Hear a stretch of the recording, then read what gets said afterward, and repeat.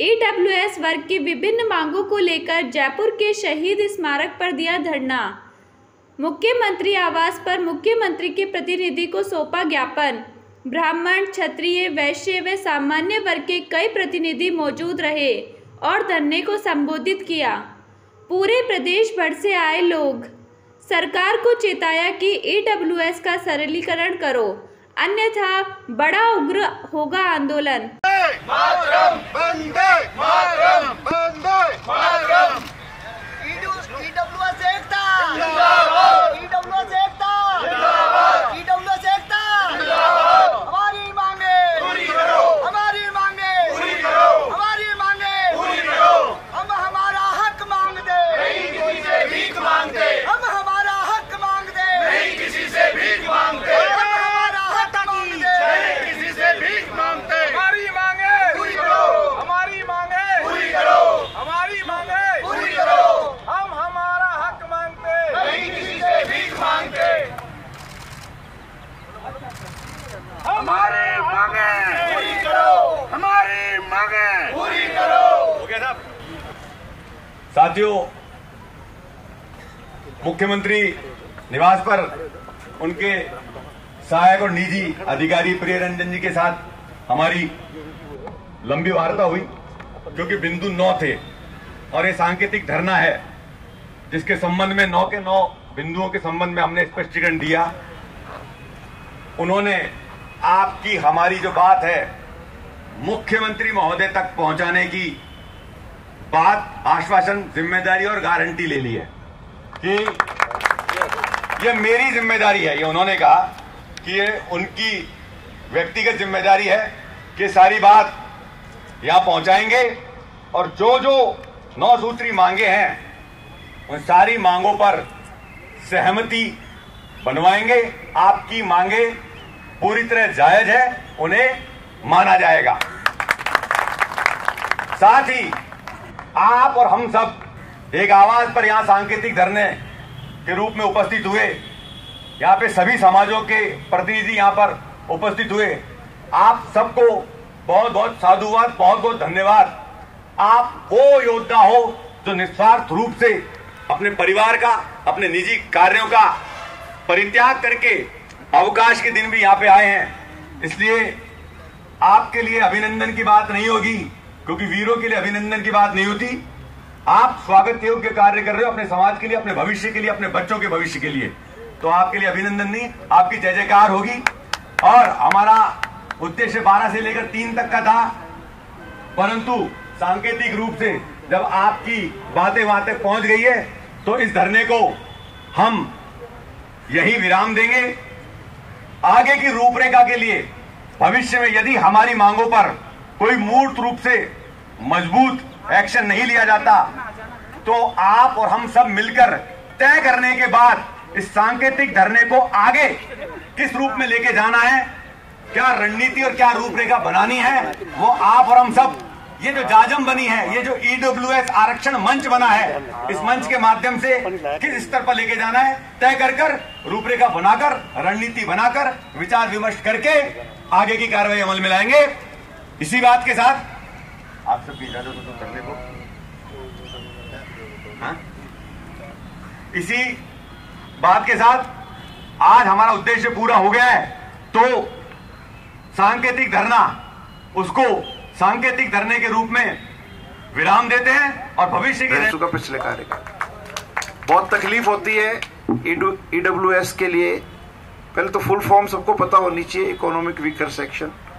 एक एक नंबर से बच्चे बच्चियां जब एग्जाम में रह जाते हैं और उनको जब बताते हैं बेटा ईडब्ल्यूएस नहीं बनाया था क्या, तो बोलते हैं भाई साहब अंकल पता ही नहीं है क्या होता है।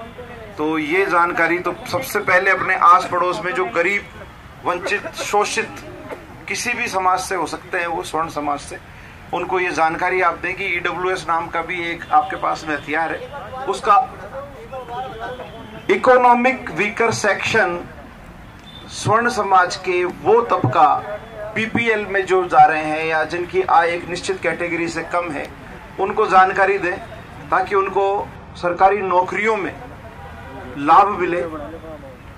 एक पुरानी कहावत है, पहला सुख निरोगी काया, दूजा सुख घर में माया, तीजा सुख संतान आज्ञाकारी, चौथा प्रतिव्रता नारी। और ऐसे करके एक आता है राज में पासा। राज में पासा कैसे आएगा?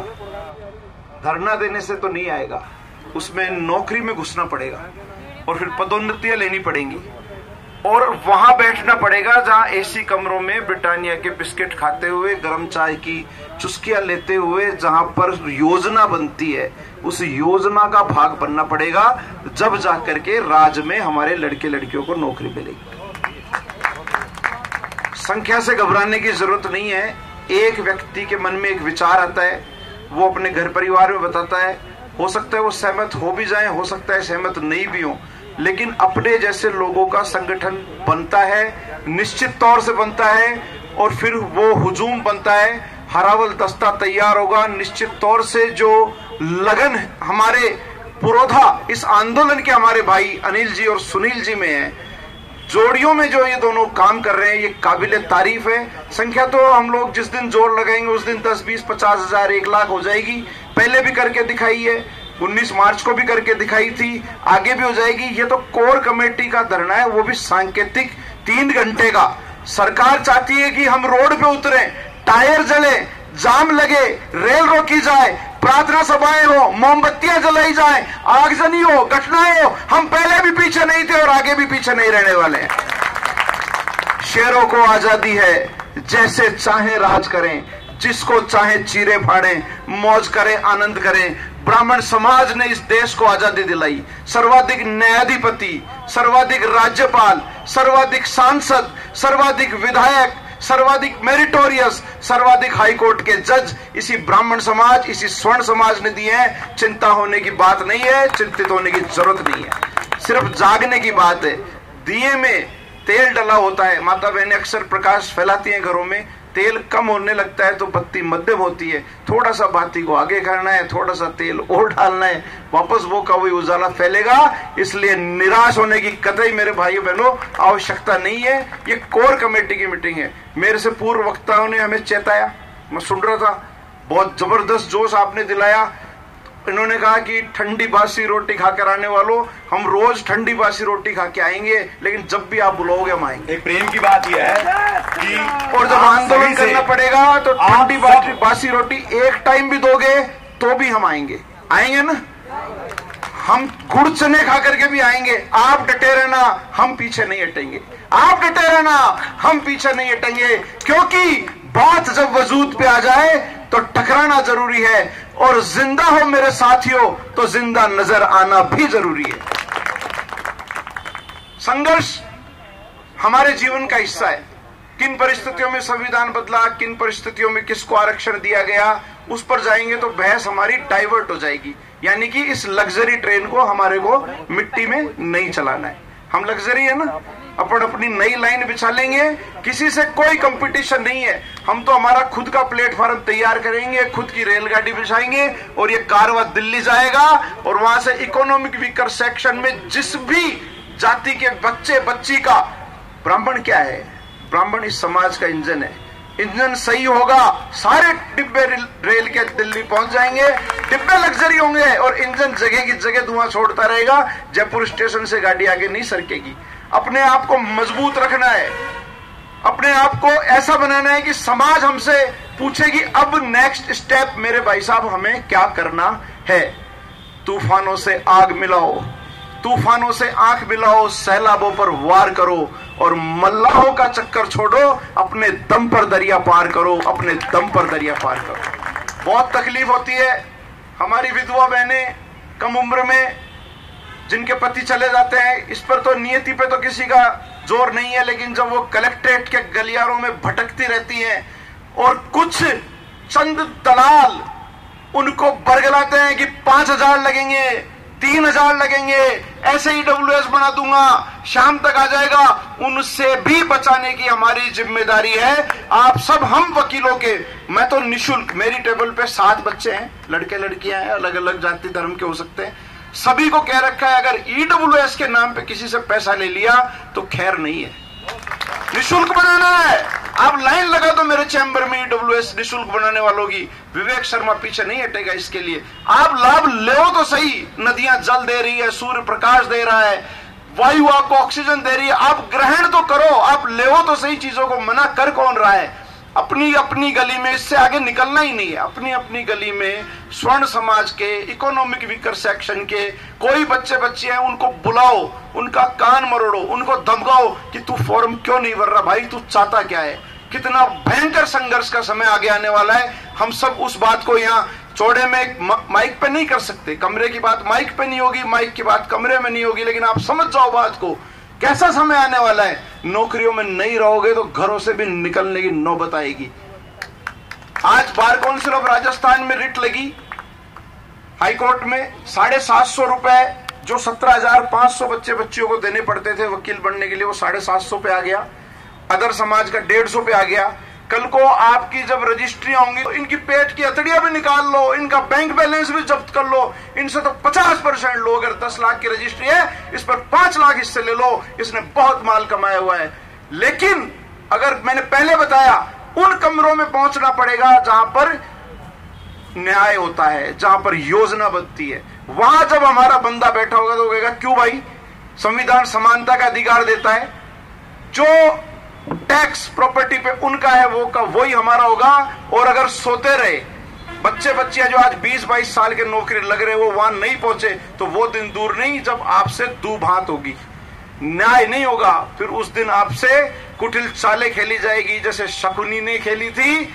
और जो जायज हकदार थे वो वनवास गए, वो लाक्षागृह गए, और जो नाजायज हकदार थे उन्होंने राज का आनंद लिया। अंत भला तो सब भला, यह युद्ध है पांडवों का कौरवों से, सत्य विजय ते सदा। श्री कृष्ण ने कहा है, घबराने की जरूरत नहीं है। आपको महाभारत का प्रसंग तो सबको याद ही होगा, सुई की नोक जितना भी नहीं दूंगा। तो लगभग ऐसी ही भाषा हमारे नुमाइंदे जो ऊपर बैठे हैं, जिनके बहुत बैनर पोस्टर हमने लगाए, खूब नाचे कि अब तो हमारा सीएम है। मैं भी बीजेपी से हूं, लेकिन कहने की बात तो कहनी पड़ेगी। आनंद नहीं आ रहा भाई साहब, अभी तक तो आनंद नहीं आ रहा। आ रहा है तो भाई मेरे को चुप करा देना, मुझे तो नहीं आ रहा और मेरे जैसे हजारों को नहीं आ रहा। तो इस तपती धूप में घर परिवार छोड़ करके हम गुहार लगा रहे हैं, अपने ही लोगों से गुहार लगा रहे हैं। गए हुए हैं सीएमओ, मैं तो चाहता हूं सद्बुद्धि यज्ञ करने से पहले ही सद्बुद्धि आ जाए। इसमें 5-7 मांगे में पढ़ रहा था, वो तो बिल्कुल होने लायक ही है यार। उसमें क्या सरलीकरण होना चाहिए भाई। मोबाइल पे आया ओटीपी, आपने एफिडेविट दिया, ईडब्ल्यूएस आपके मोबाइल पे आ गया, डाउनलोड कर लो। इसमें क्यों आप जिद कर रहे हो कि नहीं करेंगे सरलीकरण? क्यों इसको टिपिकल बनाना है? हद कर दी। तो मैं महाभारत वाला आपको प्रसंग बता रहा था कि बहुत अनुनय विनय के बाद में भी जब श्री कृष्ण को दुर्योधन ने कहा कि सुई की नोक जितना भी नहीं दूंगा, और इस ग्वाले को यानी कि श्री कृष्ण रूपी ये जो जनता बैठी है इसको बंधक बना लो, हुआ था ना पंडित जी, तो तब महाभारत तय हो जाता है। इतना दम रखना, इसको शुरुआत माननी है, अंत नहीं मानना है। दो न्याय यदि तो आधा दो, उसमें भी यदि बाधा हो तो दे दो सिर्फ 5 ग्राम। रखो अपनी धरती तमाम, परिजन पर हंसी न उठाएंगे, हंसी खुशी बस जाएंगे। दुर्योधन वह भी दे न सका, आशीष समाज की ले न सका। जब नाश मनुष्य पर छाता है, पहले विवेक मर जाता है। तो अभी इन पर नाश इनके दरवाजे तक तो पहुंच गया है, इन पर छाएगा अगर बात नहीं मानी। जिसने ब्राह्मण समाज और स्वर्ण समाज को ठुकराया है वो सत्ता से बाहर हो गया है। मेरी बात में दम हो तो मुझे समर्थन प्रदान कर दो। कमजोर महसूस करने की जरूरत नहीं अपने आप को। जिनके घरों में हजारों कलर के फानूस हुआ करते थे, जिनके घरों में 1000 कलर के फानूस हुआ करते थे, आज उनकी कब्र पर कोई दिया जलाने वाला नहीं है। मानते हो ना? सत्ता से दूर तो आप विस्मृत हो जाओगे। और सत्ता में भागीदारी चाहिए। पहले खुद को जगाओ, फिर साथ वाले को जगाओ, फिर घर वालों को जगाओ, समाज को जागो। उत्तिष्ठ, जागृत। और तब तक नहीं रुकना है जब तक कि हमें हमारा लक्ष्य प्राप्त नहीं हो जाए। आपने बुलाया, बोलने का समय दिया, बहुत बहुत आभार। विवेक शर्मा आपके लिए सदैव हाजिर था, है और रहेगा। राम राम साहब, प्रणाम। आपको हमारी वीडियो अच्छी लगी तो वीडियो को लाइक, शेयर व कमेंट करें, और आगे की वीडियो आप तक पहुंच सके उसके लिए हमारे चैनल को सब्सक्राइब